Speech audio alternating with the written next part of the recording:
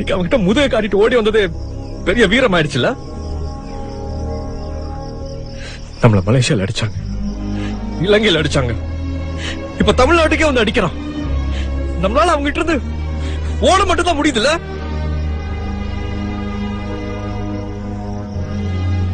அப்ப வேற இப்ப வேற அரவிந்த். வீரத்தை இந்த உலகத்துக்கே சொல்லி கொடுத்த இடம்னு சொன்னீங்க. இப்ப ஒவ்வொரு நாட்டிலையும் அடி வாங்குறோம் பாத்தியா? திருப்பி அடிக்கணும். அவன் இந்த மண்ணை விட்டு உயிரோட போக கூடாது. வேண்டாம் அரவிந்த், இஸ் டூ பவர்ஃபுல். அவனை எதிர்த்து நம்ம ஜெயிக்க முடியாது. ஆமா முடியாது. இப்படி சொல்லி சொல்லிதான் அந்த மியூசியத்துல வில்லு வாளோட நம்ம வீரத்தையும் வச்சு பூட்டிட்டோம். அத வெளியெடுக்கணும்.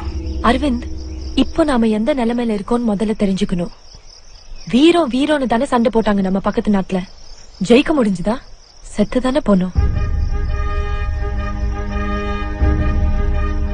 வீரத்துக்கும் துரோகத்துக்கும் வித்தியாசம் தெரிஞ்சுக்கோ.